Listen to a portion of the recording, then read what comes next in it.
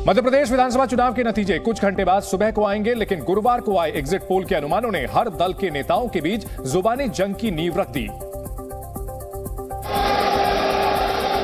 क्योंकि exit poll के अनुमान के मुताबिक मध्य प्रदेश में बीजेपी एक बार फिर सत्ता में वापसी करती दिख रही है, जबकि कांग्रेस ने एग्जिट पोल को ध्यान भटकाने का षड्यंत्र बताया।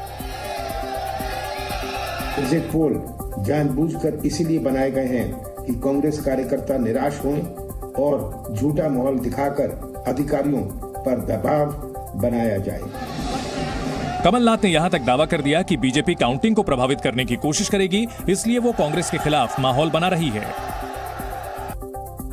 वहीं पूर्व मुख्यमंत्री कमलनाथ ने कार्यकर्ताओं से सतर्क रहने को भी कहा। कमलनाथ ने साफ तौर पर ऐलान किया कि काउंटिंग वाले दिन कांग्रेस के कार्यकर्ता किसी तरह की लापरवाही ना बरतें, ताकि बीजेपी मतगणना को प्रभावित न कर पाए। कमलनाथ ने वीडियो जारी कर यहां तक कह दिया कि वो खुद कांग्रेस वॉर रूम में पूरे समय मौजूद रहकर मतगणना पर नजर रखेंगे। आपको कोई भी समस्या लगती है तो आप सीधे मुझसे बात करें या पीसीसी में 3 दिसंबर को फोन करें, मैं पूरे समय वहां रहूंगा। कांग्रेस की जीत का दावा करते हुए उन्होंने कहा कि उन्हें एग्जिट पोल के नंबरों पर भरोसा नहीं है, साथ ही अपनी सरकार बनने का भी दावा किया है। कांग्रेस के सभी पदाधिकारी, जिला अध्यक्ष, जिला प्रभारी, मोर्चा संगठन के प्रमुख और प्रकोष्ठों के पदाधिकारी अपने अपने काम में जुट जाएं और निष्पक्ष मतगणना कराएं। हम सब जीत के लिए तैयार हैं। वहीं कांग्रेस के उलट बीजेपी एग्जिट पोल के अनुमान से खासी उत्साहित नजर आई। बीजेपी ने तो यहां तक दावा किया कि कोई उसकी टक्कर में नहीं है। ऐसा इसलिए क्योंकि एग्जिट पोल में बीजेपी को बढ़त मिलने की संभावना जताई गई। जी न्यूज के महा एग्जिट पोल के अनुमान के मुताबिक मध्य प्रदेश में बीजेपी को 118 से 136 सीटें मिलने का अनुमान है, जबकि कांग्रेस को 92 से 109 सीटें मिल सकती हैं। वहीं अन्य को 2 से 12 सीटें मिलने का अनुमान जताया गया। क्योंकि एग्जिट पोल के सर्वे बीजेपी के पक्ष में जाते दिखे, इसलिए बीजेपी ने मध्य प्रदेश में असली चुनाव रिजल्ट आने से पहले ही सरकार बनाने का दावा कर दिया। कांग्रेस पूरे प्रदेश में अपना बहुमत खो चुकी है और मुझे लगता है कि 75 सीट कांग्रेस अगर क्रॉस कर गई तो मुझे आश्चर्य होगा। वहीं ज्योतिरादित्य सिंधिया ने भी मध्य प्रदेश में बीजेपी के सरकार में वापसी का भरोसा जताया और कमलनाथ पर तंज कसना भी नहीं भूले। अब वो कहें जो कहना है। तो एग्जिट पोल को लेकर के नतीजों से पहले ये जो सियासत हो रही है, ये सिर्फ राज्यों तक ही सीमित नहीं रही। पार्टी के दिग्गज नेताओं के बीच भी अपनी अपनी जीत के दावों को लेकर होड़ मची रही। और दिल्ली में भी सबसे ज्यादा चर्चा रविवार को आने वाले 4 राज्यों के चुनाव नतीजों पर ही रही। कांग्रेस नेता प्रमोद तिवारी ने दावा किया कि एग्जिट पोल के सर्वे गलत साबित होंगे। एग्जिट पोल में खुद समानता नहीं, कोई कुछ दिखा रहा है, कोई कुछ दिखा रहा है। हमारा कार्यकर्ताओं से फीडबैक है, राज्यों से फीडबैक है। हम 5 राज्यों में, 4 राज्यों में पूरी शक्ति के साथ, पूरी ताकत के साथ, पूरे बहुमत के साथ सरकार बनाएंगे। जबकि केंद्रीय मंत्री प्रहलाद जोशी ने एग्जिट पोल पर पूरा भरोसा जताया। हम बहुत बड़ी मार्जिन से जीत रहे हैं और बाकी मध्य प्रदेश, छत्तीसगढ़ में भी हमारा परफॉर्म, मध्य प्रदेश में तो उधर भी अच्छा, बहुत बढ़िया जीत होगा। छत्तीसगढ़ में ऑफ कोर्स टाइट फाइट है, लेकिन will form the government in Chhattisgarh also. क्योंकि छत्तीसगढ़ में सत्ताधारी कांग्रेस और बीजेपी के बीच कांटे की टक्कर के आसार जताए गए, इसलिए यहां जोड़ तोड़ की खबरें भी चर्चा में रही। आगे की रणनीति बनाने के लिए कांग्रेस कोर कमेटी की बैठक भी हुई। क्योंकि जी न्यूज के महा एग्जिट पोल के अनुमान के मुताबिक छत्तीसगढ़ में भूपेश सरकार की वापसी के संकेत मिलते दिखे, जिसके बाद कांग्रेस खेमे में खुशी की लहर तो दिखी, लेकिन जोड़ तोड़ की राजनीति को लेकर कांग्रेस नेता परेशान भी नजर आए। मोदी के चेहरे पे चुनाव लड़े, मोदी की गारंटी पे चुनाव लड़े, हालत क्या हुआ वो कल पता चलेगा। हालांकि कांग्रेस की तरफ से 75+ सीटें जीतने का दावा किया गया। हम लोग तो 75+ में कायम हैं और एग्जिट पोल से बहुत स्पष्ट है कि छत्तीसगढ़ में कांग्रेस की सरकार बन रही है। कांग्रेस ने पूरा भरोसा जताया कि रविवार को उनके खेमे में ही जीत की खुशी मनाई जाएगी और होली दिवाली जैसा नजारा दिखेगा। चूंकि भूपेश बघेल और टीएस सिंहदेव के बीच मुख्यमंत्री पद को लेकर ठनी रही, इसलिए बीजेपी ने गुटबाजी का फायदा उठाने में कोई कोर कसर नहीं छोड़ी। वहीं महादेव बेटिंग ऐप का मुद्दा भी बीजेपी के लिए संजीवनी लेकर आया। क्योंकि इन्हीं मुद्दों पर बीजेपी ने छत्तीसगढ़ में माहौल बनाया और सीएम भूपेश बघेल को टारगेट किया, इसलिए पूर्व मुख्यमंत्री रमन सिंह ने दावा किया कि कांग्रेस की लोकप्रियता कम हुई है। कांग्रेस की लोकप्रियता में, वोटिंग पैटर्न में जबरदस्त गिरावट आया है और ये कहीं कहीं 26% तक नीचे जा रहा है। रमन सिंह ने दावा किया कि जनता का बीजेपी के लिए रुझान बढ़ा है और बीजेपी ही छत्तीसगढ़ में सरकार बना रही है। वहीं राजस्थान में भी नतीजों से पहले सियासी पारा हाई रहा। कांग्रेस ने बीजेपी पर हिंदू मुसलमान के नाम पर चुनाव लड़ने का आरोप लगाया और मतदान से पहले शुरू हुई जुबानी जंग मतगणना से कुछ घंटे पहले तक जारी रही। कांग्रेस नेता प्रताप सिंह खाचरियावास ने प्रधानमंत्री नरेंद्र मोदी पर हिंदू मुसलमान के नाम पर वोट मांगने का आरोप लगाया। उन्होंने कहा कि यदि मुसलमान को वोट दे रहे हो तो कांग्रेस को दो। जिस देश का प्रधानमंत्री हिंदू है, जिस देश का मुख्यमंत्री हिंदू है, जिस देश के मिनिस्टर्स हिंदू है, उस देश में हिंदू खतरे में है क्योंकि बीजेपी पावर में है। प्रताप सिंह खाचरियावास ने बीजेपी पर हिंदुओं को डराने का आरोप लगाया। साथ ही बीजेपी नेताओं को चेतावनी भी दे डाली। बीजेपी निपटेगी, 5 साल इनका इलाज मैं करूंगा पूरे देश में। बीजेपी नेताओं को पापी बताते हुए भी प्रताप सिंह खाचरियावास ने निशाना साधा। क्योंकि राजस्थान कांग्रेस की तरफ से बीजेपी पर गंभीर आरोप लगाए गए, इसलिए बीजेपी ने भी पलटवार करने में देरी नहीं की। बीजेपी की तरफ से केंद्रीय मंत्री अनुराग ठाकुर सामने आए और राजस्थान में बीजेपी की जीत का दावा करते हुए केंद्रीय मंत्री अनुराग ठाकुर ने राजस्थान की कांग्रेस सरकार को भ्रष्ट सरकार बता दिया। राजस्थान की कांग्रेस की इस लूट वाली सरकार से अब मुक्ति मिलेगी, केवल एक दिन का इंतजार। अनुराग ठाकुर ने वादा खिलाफी का आरोप लगाकर भी राहुल गांधी और कांग्रेस पार्टी को निशाने पर लिया। और इम्तिहान से पहले बीजेपी और कांग्रेस प्रत्याशियों ने भगवान की शरण ली। राजस्थान के झालरापाटन से बीजेपी प्रत्याशी और राजस्थान की पूर्व मुख्यमंत्री वसुंधरा राजे ने मेहंदीपुर बालाजी के दर्शन किए और दौसा से जो तस्वीरें सामने आई उसमें वसुंधरा राजे बालाजी से प्रार्थना करती दिखी। उन्होंने ध्यान भी लगाया।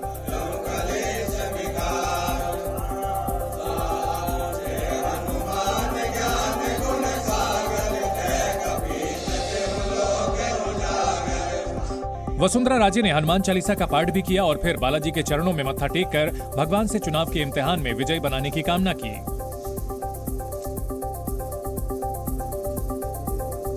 वसुंधरा राजे नतीजों से पहले पूजा पाठ में तो व्यस्त दिखी ही, साथ ही वो बीजेपी के वरिष्ठ नेताओं से मुलाकात करती भी नजर आए। चुनाव नतीजों से पहले उन्होंने शुक्रवार को राज्यपाल कलराज मिश्र से भी मुलाकात की और राजस्थान के नतीजों से पहले वसुंधरा राजे की राज्यपाल से मुलाकात के सियासी गलियारों में अलग अलग मायने निकाले गए।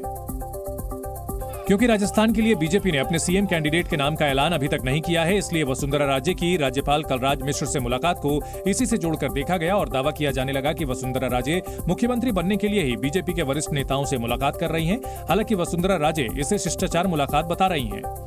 वहीं इससे पहले वसुंधरा राजे भारतीय भवन भी गई, जहां उन्होंने क्षेत्र प्रचारक निम्बाराम से मुलाकात की। और फिर सिर्फ राजस्थान में ही नहीं बल्कि मध्य प्रदेश और तेलंगाना में भी बीजेपी नेताओं ने भगवान के दर्शन किए। केंद्रीय मंत्री ज्योतिरादित्य सिंधिया तो मध्य प्रदेश में बीजेपी की जीत की कामना करने के लिए अयोध्या पहुंच गए, जहां उन्होंने रामलला और हनुमानगढ़ी में बजरंगबली के दर्शन कर भगवान से जीत का आशीर्वाद मांगा। आज दोनों हनुमानगढ़ी और रामलला के मंदिर का दर्शन का सौभाग्य प्राप्त हुआ। क्योंकि सिंधिया का ग्वालियर चंबल में काफी प्रभाव माना जाता है और 2018 के चुनाव में सिंधिया के सहयोग से ही कांग्रेस ने सरकार बनाई थी। लेकिन इस बार सिंधिया बीजेपी के साथ हैं और इसलिए बीजेपी को उनसे बड़ी उम्मीदें हैं। वहीं तेलंगाना में बीजेपी के फायर ब्रांड नेता टी राजा सिंह भी मतगणना से पहले भगवान अयप्पा स्वामी से प्रार्थना करते नजर आए। उन्होंने विधि विधान से पूजा अर्चना की और फिर जय श्री राम का जयकारा लगाकर अपनी जीत का दावा कर दिया। क्योंकि टी राजा सिंह की छवि हिंदूवादी नेता के रूप में देखी जाती है, इसलिए मतगणना से पहले भी उन्होंने हिंदू वोटरों पर भरोसा जताया। गोशामेल की जनता उतनी समझदार है कि 14 में उनसे पैसे लिया, वोट मुझे डाला, 18 में उनसे पैसे लिया, वोट मुझे डाला। ये माहौल अच्छा सा बन चुका है मेरी विधानसभा पे और तीसरी बार यानी कल तो काउंटिंग है, अच्छी मेजोरिटी से गोशामेल विधानसभा से मैं तीसरी बार जीत रहा हूँ। देखिए ये अभी इस बार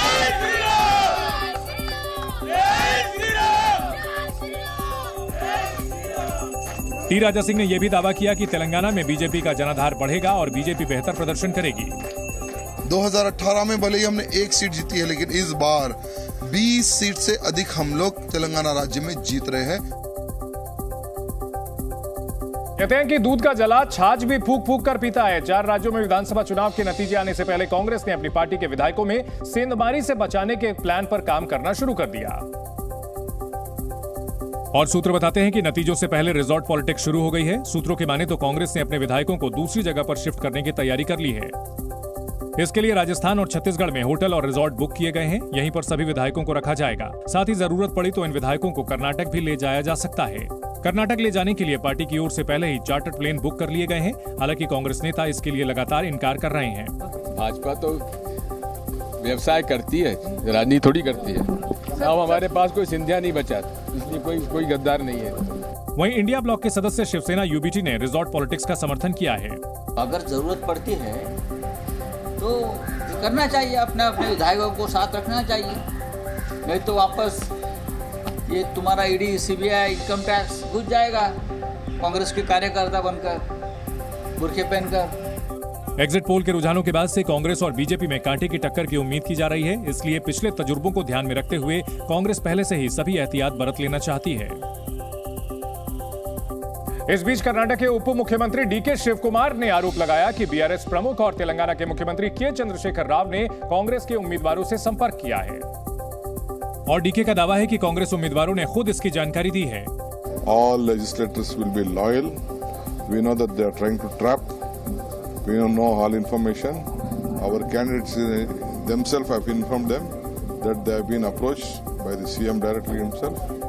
कांग्रेस ने यह भी दावा किया है कि भारत राष्ट्र समिति के कुछ उम्मीदवारों ने भी कांग्रेस में शामिल होने की इच्छा जताई है। आसानी से हम जीत जाएंगे, लेकिन बीआरएस के लोग इच्छुक है कि कांग्रेस में शामिल होने के लिए, मैं बता रहा हूँ। हम इच्छुक है कि नहीं है, उस पर मैं टिप्पणी नहीं कर सकता हूँ। यानी चुनाव नतीजों से पहले ही विधायकों की हॉर्स ट्रेडिंग का खेल शुरू हो चुका है। और अगर त्रिशंकु विधानसभा की स्थिति बनती है तो सभी पार्टियां पहले से ही अपने अपने मोहरों को दुरुस्त कर लेना चाहती हैं। देश में बुलेट ट्रेन चलाने का जो वादा प्रधानमंत्री नरेंद्र मोदी ने किया था वो जल्द ही साकार होने वाला है। बुलेट ट्रेन के सफर को शानदार बनाने के लिए सरकार कोई कोर कसर बाकी नहीं छोड़ रही है। भारत का पहला bullet train project Mumbai Ahmedabad के बीच बन रहा है, जिसमें जापान की शिनकानसेन E5 सीरीज की बुलेट ट्रेन को चलाया जाएगा, जिसकी नाक यानी अगला हिस्सा करीब 15 मीटर लंबा होगा। चूंकि बुलेट ट्रेन 320 किलोमीटर प्रति घंटे की रफ्तार से ट्रैक पर दौड़ेगी, इसलिए ट्रैक पर फराटा भरते और सुरंग से निकलते वक्त बेहद ज्यादा शोर होने का अंदेशा है। इसी शोर को कम से कम करने के लिए बुलेट ट्रेन की नाक करीब 15 मीटर की होगी। पायलट की मदद के लिए बुलेट ट्रेन के आगे के हिस्से में कई अन्य तकनीकी सिस्टम भी लगे होंगे। मुंबई से गुजरात के साबरमती के बीच चलने वाली बुलेट ट्रेन के ट्रैक के दोनों ओर जरूरत के मुताबिक नॉइज बैरियर भी लगाए जाएंगे, ताकि जहां से भी ट्रैक से कुछ दूरी पर कोई रिहायशी या औद्योगिक इलाका है, वहां लोगों को इसके चलने से होने वाले शोर से कोई परेशानी ना हो। बुलेट ट्रेन के अंदर फर्श और बॉडी को इस तरह से बनाया जाएगा कि बाहर का शोर ट्रेन के अंदर बैठे यात्रियों को भी सुनाई नहीं देगा। मतगणना के लिए सभी तैयारियां पूरी हो गई हैं। चुनाव आयोग ने 5 राज्यों के चुनाव नतीजों को लेकर सभी तैयारियां पूरी कर ली। मध्य प्रदेश, छत्तीसगढ़, राजस्थान और तेलंगाना के नतीजे रविवार को घोषित होंगे, जबकि मिजोरम में वोटों की गिनती सोमवार यानी 4 दिसंबर को होगी। महाराष्ट्र नवनिर्माण सेना के अध्यक्ष राज ठाकरे ने महाराष्ट्र के मुख्यमंत्री एकनाथ शिंदे से उनके आवास पर मुलाकात की। इस दौरान दोनों नेताओं के बीच मराठी साइन बोर्ड लागू करने और टोल बूथ मुद्दे पर चर्चा हुई। 5 राज्यों के चुनाव नतीजे आने से पहले बिहार में भी सियासत तेज हो गई। पटना में समर्थकों ने आरजेडी कार्यालय के बाहर पोस्टर लगाकर तेजस्वी यादव को राज्य का अगला मुख्यमंत्री बताया। अयोध्या में रामलला की प्राण प्रतिष्ठा की तैयारियों के बीच पाकिस्तान के सिंध प्रांत से भगवान राम की पोशाक अयोध्या पहुंची। रामनगर के देवालय मंदिर में 21 पुजारियों ने वैदिक मंत्रोच्चारण और हिंदू रीति रिवाज के मुताबिक रामलला के पोशाक की पूजा की। राजस्थान से इस वक्त की बड़ी खबर आ रही है। रात 9 बजे गहलोत की बड़ी बैठक, कांग्रेस प्रत्याशियों की बैठक बुलाई है। मुख्यमंत्री अशोक गहलोत ने पीसीसी वॉर रूम पहुंचेंगे। सीएम गहलोत वीडियो कॉन्फ्रेंसिंग के जरिए सभी प्रत्याशियों से बातचीत करेंगे। प्रदेश प्रभारी सुखजिंदर रंधावा भी मौजूद रहेंगे। सीएम योगी आदित्यनाथ ने एक बार फिर अयोध्या का दौरा किया। इस बार योगी वहां मर्यादा पुरुषोत्तम श्रीराम अंतर्राष्ट्रीय हवाई अड्डे के निर्माण के काम का जायजा लेने पहुंचे थे। इस दौरान उनके साथ केंद्रीय नागरिक उड्डयन मंत्री ज्योतिरादित्य सिंधिया और केंद्रीय राज्य मंत्री जनरल वीके सिंह भी थे, जिन्होंने एयरपोर्ट के निर्माण काम का जायजा लिया। एयरपोर्ट के टर्मिनल का डिजाइन राम मंदिर जैसा रखा गया है, जो लगभग बनकर तैयार हो गया है और 22 जनवरी को रामलला की प्राण प्रतिष्ठा से पहले इसे शुरू भी कर दिया जाएगा। 821 एकड़ लैंड राज्य सरकार के द्वारा उपलब्ध कराने के उपरांत एयरपोर्ट अथॉरिटी ऑफ इंडिया के द्वारा नए एयरपोर्ट के निर्माण की कार्रवाई युद्ध स्तर पर चल रही है। बताया गया कि अभी वहां हर घंटे 2 से 3 फ्लाइट उतरेगी। क्षमता 2 या 3 फ्लाइट प्रति घंटे की क्षमता का ये हवाई अड्डा बनने जा रहा है। 2200 मीटर का रनवे का क्रियान्वयन हो रहा है। सीएम योगी ने इस दौरान टर्मिनल की इमारत में एयरपोर्ट अथॉरिटी के अधिकारियों के साथ समीक्षा बैठक भी की। अयोध्या दौरे पर गए सीएम योगी आदित्यनाथ ने एयरपोर्ट के निर्माण कार्य का जायजा लेने के साथ ही अपनी पूजा पाठ में भी कोई कमी नहीं छोड़ी। हमेशा की तरह इस बार भी योगी पहले हनुमानगढ़ी में पूजा अर्चना करने पहुंचे, जहां अयोध्या के राजा हनुमान जी के उन्होंने दर्शन किए और फिर उनकी आरती की। सीएम योगी के साथ ज्योतिरादित्य सिंधिया भी भक्ति में लीन दिखाई दिए, जिन्होंने सीएम योगी के साथ हनुमानगढ़ी में पूजा अर्चना की। इसके बाद मंदिर की परिक्रमा लगाकर अपनी पूजा को पूरा किया और वहां मौजूद संतों से आशीर्वाद लिया। सीएम योगी श्री राम जन्मभूमि भी गए, जहां उन्होंने रामलला की पूजा अर्चना की। इस दौरान सीएम के साथ ज्योतिरादित्य सिंधिया और वीके सिंह ने भी रामलला की आरती की। केंद्रीय मंत्रियों के साथ सीएम योगी राम मंदिर के निर्माण कार्य का जायजा लेने भी पहुंचे और वहां तेजी से चल रहे काम का निरीक्षण किया। सीएम ने इस दौरान वहां मौजूद काम में जुटे इंजीनियरों से भी बात की और निर्माण कार्यों की जानकारी जुटाई। 4 राज्यों के विधानसभा चुनाव के नतीजे आने से पहले केंद्रीय गृह मंत्री अमित शाह ने परिवार के साथ सोमनाथ मंदिर में महादेव के दर्शन किए। अमित शाह ने इस दौरान महादेव की पूजा अर्चना भी की। पहले अमित शाह ने शिवलिंग के छोटे स्वरूप का काजल और दूध से अभिषेक किया और इसके बाद फूल चढ़ाकर वस्त्र पहनाए। इस दौरान वहां मौजूद पुजारी मंत्रों का जाप करते रहे और अमित शाह शिव की पूजा में लीन रहे। विधिवत तरीके से पूजा और आरती करने के बाद अमित शाह ने संतों का आशीर्वाद भी लिया। इसके बाद गृह मंत्री अमित शाह ने मंदिर की इमारत में नया ध्वज भी फहराया, जो सबसे ऊंचाई पर लगता है। इस दौरान सोमनाथ ट्रस्ट के सचिव योगेंद्र देसाई भी अमित शाह के साथ मौजूद थे। छत्तीसगढ़ में काउंटिंग से पहले नक्सलियों ने आईईडी ब्लास्ट किया। दंतेवाड़ा में सीआरपीएफ के जवान नक्सलियों के लगाए बैनर पोस्टर को हटाने गए थे और उसी दौरान आईईडी ब्लास्ट हो गया। दंतेवाड़ा के बारसूर इलाके में बारसूर पल्ली मार्ग पर सीआरपीएफ की टीम ब्रिज के पास से गुजर रही थी। उसी दौरान नक्सलियों के लगाए बैनर पोस्टर पर जवानों की नजर पड़ी। जवान पोस्टर हटाने लगे, इसी वक्त जोरदार धमाका हुआ। दरअसल नक्सलियों ने पोस्टर के नीचे आईईडी प्लांट किया था। बैनर को निकालते वक्त आईईडी ब्लास्ट हो गया। धमाके में 2 जवान घायल हो गए।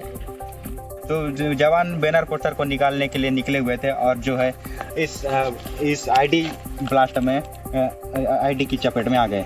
यहाँ जो आईडी है जो पोस्टर के नीचे लगा हुआ था और पोस्टर के हटाने के दौरान जो है यह घटना हुआ है। पूरे इलाके में तलाशी अभियान चलाया जा रहा है। घायल जवानों को अस्पताल में भर्ती कराया गया है। सीआरपीएफ जवानों की हालत ठीक बताई जा रही है। तमिलनाडु के डिंडिगुल जिले में विजिलेंस और एंटी करप्शन ब्रांच ने ईडी के एक अधिकारी को रिश्वत लेने के आरोप में गिरफ्तार कर लिया। अंकित तिवारी नाम का ये ईडी अधिकारी 20 लाख की रिश्वत लेते रंगे हाथ पकड़ा गया, जिसके बाद उसके घर और मदुरई में जहां वो काम कर रहा था उस ईडी दफ्तर की तलाशी भी ली गई। आरोपी ईडी अधिकारी अंकित तिवारी मध्य प्रदेश से कुछ दिन पहले ही ट्रांसफर होकर मदुरई पहुंचा था। आरोप है कि अंकित तिवारी ने एक सरकारी डॉक्टर को पुराने मामले में फंसाने की धमकी देते हुए 3 करोड़ की रिश्वत मांगी। बाद में इस रकम को 51 लाख कर दिया और किस्त के तौर पर 20 लाख रुपए मांगे, लेकिन सरकारी डॉक्टर ने इसकी शिकायत विजिलेंस और एंटी करप्शन ब्रांच में कर दी। इसके बाद शुक्रवार को जब अंकित तिवारी ने रिश्वत के 20 लाख लिए तो पुलिस ने उसे घेर लिया और डिंडिगुल मदुरई हाईवे पर उसकी कार का 8 किलोमीटर तक पीछा करने के बाद उसे गिरफ्तार कर लिया गया। अंकित के साथ कई ईडी अधिकारियों के शामिल होने का शक है, लिहाजा अंकित के घर और मदुरई के ईडी दफ्तर पर रात भर छापेमारी की गई। इस बीच कोर्ट ने आरोपी अंकित को 15 दिसंबर तक न्यायिक हिरासत में भेज दिया। शुक्रवार को भारत ऑस्ट्रेलिया के बीच चौथा टी20 मैच खेला गया। ये मैच शहीद वीर नारायण सिंह अंतर्राष्ट्रीय क्रिकेट स्टेडियम में खेला गया। आप ये जानकर हैरान रह जाएंगे कि इस एक मैच में जनरेटर के इस्तेमाल का खर्च 1 करोड़ 40 लाख रुपए आया है। जनरेटर का इस्तेमाल स्टेडियम में फ्लड लाइट्स के लिए किया गया था। फ्लड लाइट्स को जनरेटर से इसलिए चलाया गया क्योंकि अगर बिजली गुल हो जाती तो फ्लड लाइट्स को दोबारा शुरू करने में करीब आधे घंटे का वक्त लग जाता। ये वही स्टेडियम है जिस पर 3 करोड़ 16 लाख रुपए का बिजली बिल बकाया है। साल 2018 में राज्य की बिजली कंपनी ने स्टेडियम की बिजली सप्लाई काट दी थी, लेकिन विशेष अवसरों पर वहां होने वाले मैच के दौरान अस्थायी बिजली कनेक्शन को जारी रखा गया है। संसद के शीतकालीन सत्र से पहले सरकार ने सर्वदलीय बैठक की। संसद का शीतकालीन सत्र शुरू होने से पहले आज दिल्ली में सर्वदलीय बैठक हुई, जिसमें 23 पार्टियों के 30 नेता शामिल हुए। शीतकालीन सत्र की शुरुआत 4 दिसंबर से होगी और ये 22 दिसंबर तक चलेगा। इस दौरान 19 दिनों में 15 बैठकें होंगी, जिसमें कई अहम विधेयक पेश किए जाएंगे।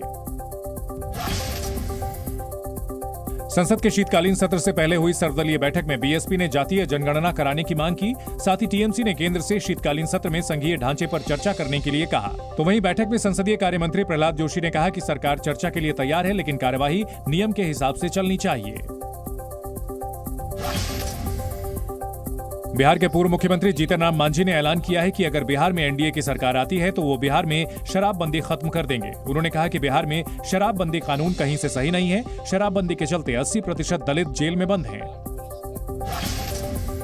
नेशनल मेडिकल कमीशन ने अपने आधिकारिक लोगों को मॉडिफाई किया, जिसको लेकर विवाद खड़ा हो गया। एनएमसी ने अपने नए लोगों में इंडिया शब्द को भारत से बदल दिया। साथ ही लोगों में आयुर्वेद के देवता धन्वंतरी की एक कलर फोटो भी जोड़ दी। एनएमसी ने अपने बचाव में कहा कि पुराने लोगों में भी धन्वंतरी का ब्लैक एंड व्हाइट स्केच था। देश की राजधानी दिल्ली के सैनिक फार्म इलाके में कई घंटों से तेंदुए की दहशत है। तेंदुए को पकड़ने के लिए 3 अलग-अलग विभागों की 40 लोगों की टीम लगी हुई है, लेकिन तेंदुए को पकड़ने में अब तक कामयाबी नहीं मिल पाई है। बीती रात तेंदुआ पहली बार हाई प्रोफाइल सैनिक फार्म इलाके में देखा गया था। इसके बाद तेंदुआ एक और बार दिखाई दिया। एक कार में सवार लोगों ने तेंदुए को देखा और इसका वीडियो भी बनाया। तेंदुआ सैनिक फार्म में तेंदुए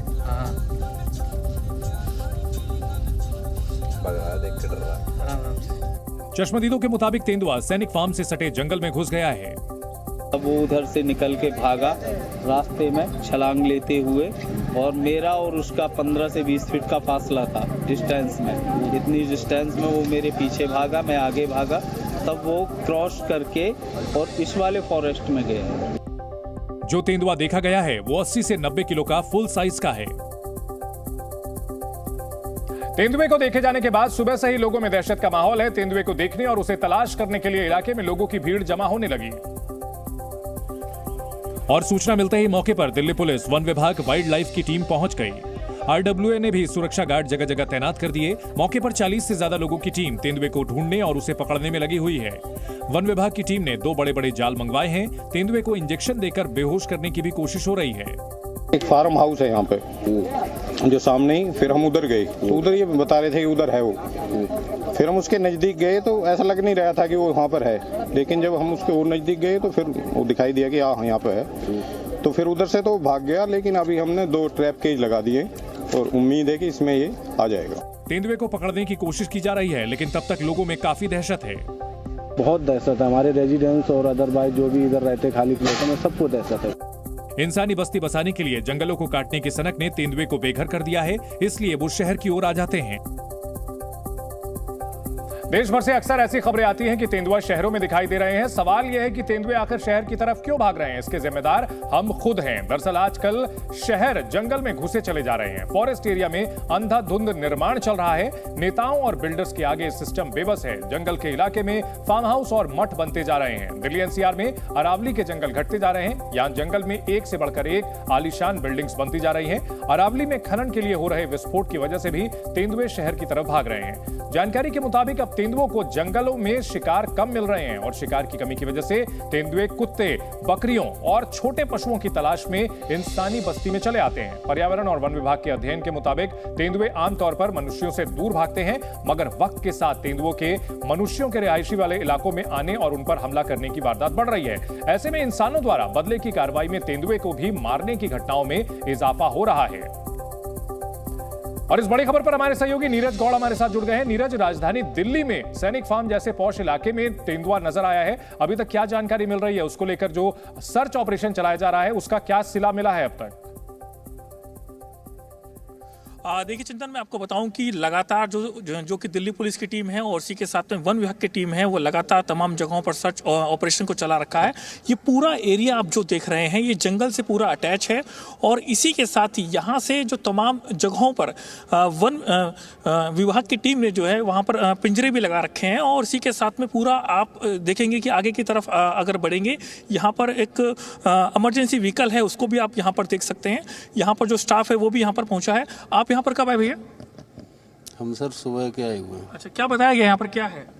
साहब से बात करिए। अच्छा, तो देख सकते हैं यहाँ पर अगर आप आगे की तरफ बढ़ेंगे, इस पूरे एरिया को जो है आगे तक जो है सील किया गया है। वहाँ पर बैरिकेड लगाए गए हैं जो यहाँ से जुड़े जो अधिकारी हैं जो कि फॉरेस्ट जो कि डिपार्टमेंट के हैं और इसी के साथ ही इस पूरे एरिया में तमाम जगहों पर जो है बैरिकेड लगा दिया है और इसी के साथ में जो पिंजरे हैं उनको भी यहाँ पर लगाया गया है।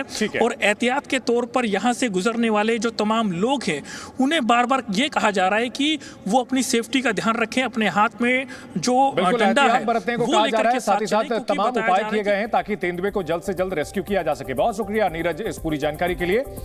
बढ़ते अगली खबर की ओर। राजस्थान के बांसवाड़ा में एक अनोखी शादी हुई जिसमें एक दूल्हे ने 2 दुल्हनों के साथ 7 फेरे लिए। आदिवासी समाज से जुड़े दूल्हे की यह शादी पूरे रीति रिवाज के साथ हुई है, जिससे ढोल नगाड़ों के धुन पर लोग नाचते नजर आए। जश्न में डूबे लोगों ने इस दौरान दूल्हे और दोनों दुल्हनों को अपने कंधों पर उठा लिया और फिर संगीत की धुन पर काफी देर तक झूमकर नाचे।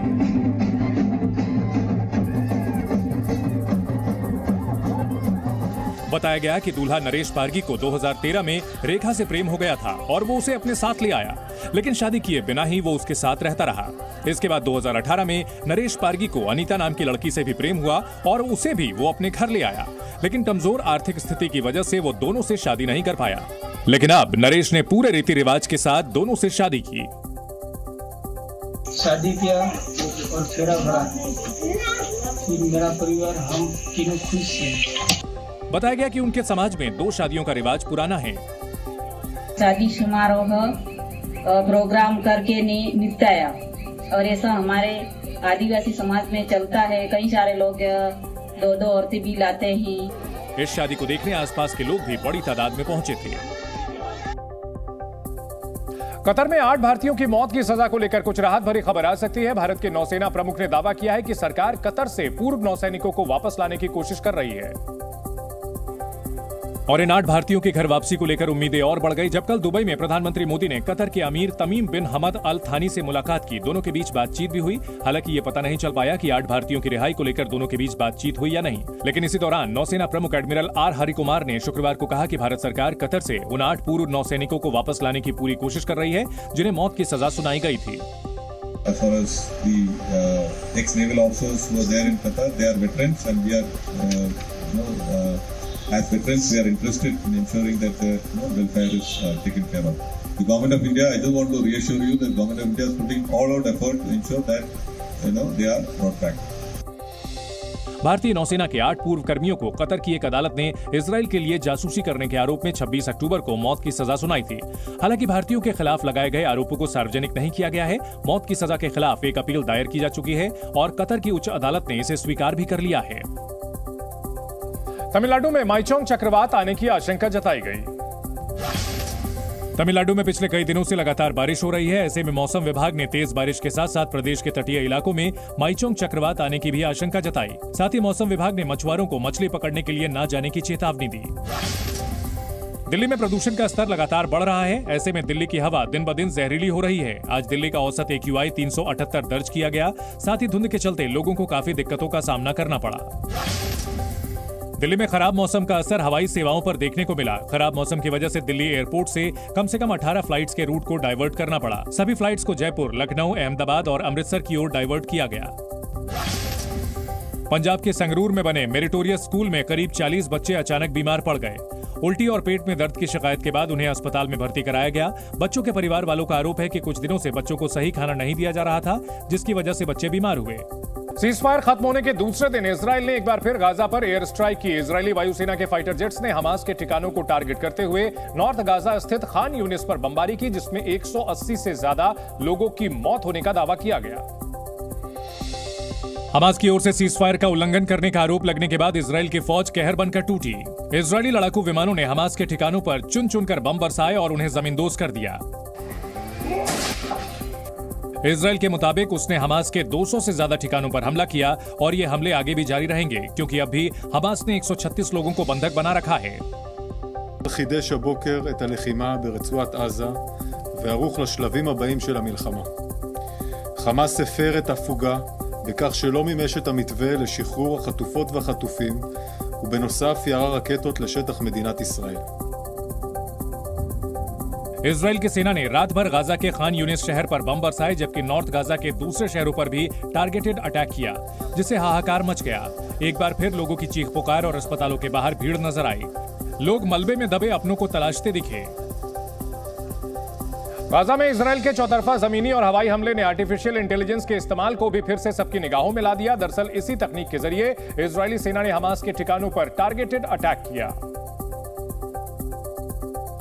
जिसकी गवाही देती नजर आई ये तस्वीरें, एक के बाद एक लड़ाकू विमानों का सटीक निशाना लगना और धुएं के गुबार के साथ हमास के ठिकानों को मिट्टी में मिलाना, ये एआई यानी आर्टिफिशियल इंटेलिजेंस का ही कमाल है। इससे पहले आईडीएफ ने 2 नवंबर को दावा किया था कि 27 दिनों की लड़ाई में 12,000 से अधिक टारगेट को निशाना बनाया गया, जिसका मतलब है एक दिन में लगभग 444 निशानों पर हमला किया गया। हमले के लिए ठिकानों की संख्या में बढ़ोतरी एआई से तैयार डेटा के कारण हुई। एक रिपोर्ट के मुताबिक गॉस्पेल एआई सिस्टम है जो स्वचालित तकनीक से हमले के लिए ठिकाने तय कर सकता है। ये एआई सिस्टम एक साथ कई ठिकानों पर सटीक हमले करने की सहूलियत देता है, जबकि हमले के ठिकानों को फायर फैक्ट्री नामक एक दूसरे एआई मॉडल के साथ तेजी से इकट्ठा किया जा सकता है। वैसे इस युद्ध से पहले साल 2021 में इजराइल ने गाजा में operation guardians of the wall शुरू किया था।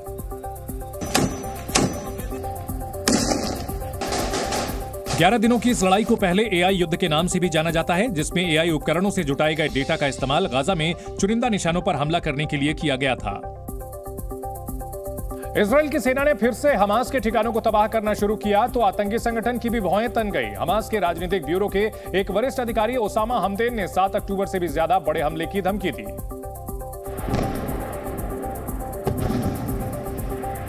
जबकि हमास ने इजराइल के हमलों का अपने ही अंदाज में जवाब दिया। हमास ने गाजा पट्टी से इजरायली शहरों को निशाना बनाते हुए एक के बाद एक कई रॉकेट दागे।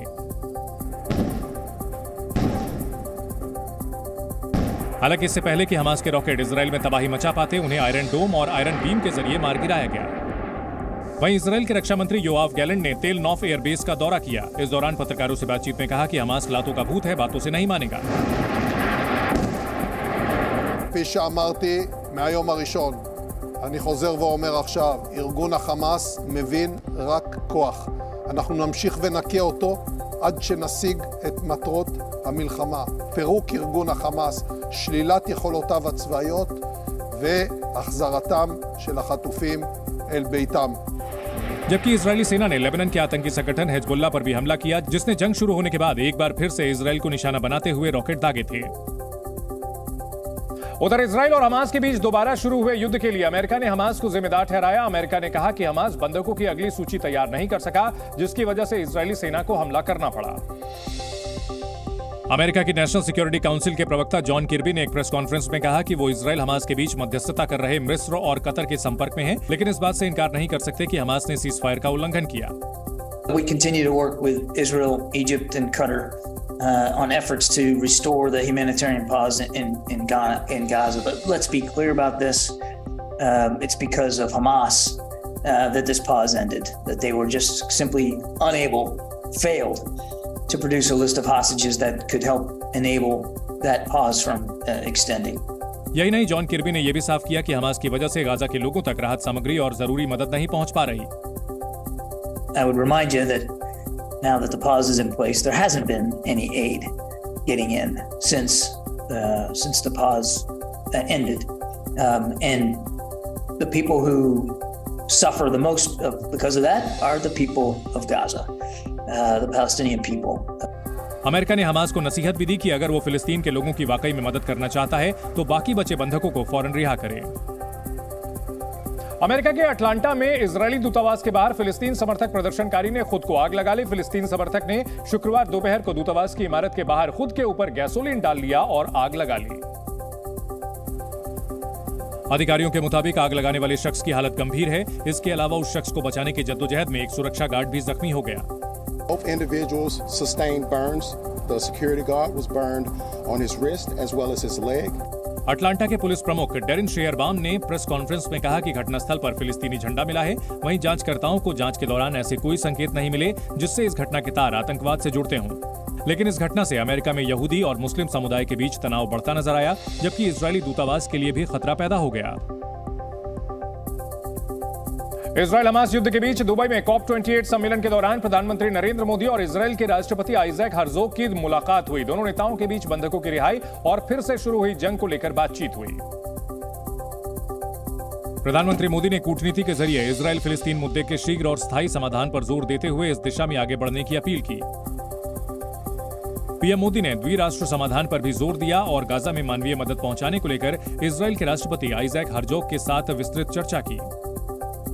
वहीं इजराइल के राष्ट्रपति ने पीएम मोदी को बताया कि कैसे हमास ने युद्ध विराम समझौतों का खुलेआम उल्लंघन किया। उन्होंने पीएम मोदी के सामने बंधकों की रिहाई को अंतर्राष्ट्रीय एजेंडे में सबसे ऊपर रखने की मांग को भी दोहराया। साथ ही इजराइल के आत्मरक्षा के अधिकार का सम्मान करने की बात भी रखी। एक दिन पहले भारतीय क्रिकेट टीम ने ऑस्ट्रेलिया को 20 रनों से हराकर T20 सीरीज अपने नाम कर ली। इस जीत के साथ ही भारत ने T20 का एक बड़ा रिकॉर्ड भी अपने नाम कर लिया। दरअसल भारतीय टीम T20 इंटरनेशनल में सबसे अधिक मैच जीतने वाली टीम बन गई। एक दिन पहले ऑस्ट्रेलिया के खिलाफ मिली जीत टीम इंडिया की T20 इंटरनेशनल फॉर्मेट की 136वीं जीत थी। इसके साथ ही सबसे ज्यादा T20 इंटरनेशनल मुकाबले जीतने के मामले में भारतीय टीम ने पाकिस्तान को पछाड़ दिया, क्योंकि पाकिस्तान ने 226 मैचों में 135 में जीत अपने नाम की है, जबकि T20 के 82 मुकाबलों में उसे हार का सामना करना पड़ा। भारत ने साल 2006 में अपना पहला T20 अंतर्राष्ट्रीय मैच खेला था और उसके बाद से टीम इंडिया 213 अंतर्राष्ट्रीय T20 मैच खेल चुकी है। इस दौरान टीम को 136 में जीत तो 67 मैचों में हार का सामना करना पड़ा, जबकि 3 मैचों का कोई रिजल्ट नहीं आया। T20 इंटरनेशनल मुकाबले जीतने के मामले में भारत और पाकिस्तान के बाद न्यूजीलैंड की टीम तीसरे नंबर पर है।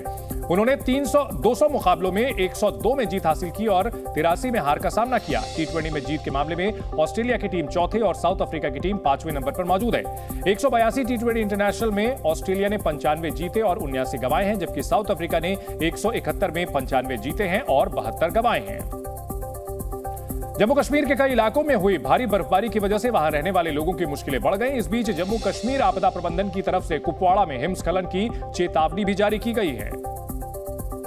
साथ ही लोगों को कुपवाड़ा के ऊपरी इलाकों में जाने से बचने और सावधानी बरतने की अपील की गई। इस बीच वहां से सामने आई तस्वीरों में हर तरफ बर्फ की मोटी चादर बिछी दिखाई दी। रास्तों का नामो निशान मिट गया, जिसे देखते हुए बीआरओ की टीम मशीनों की मदद से बर्फ को हटाकर रास्ता बनाती दिखाई दी।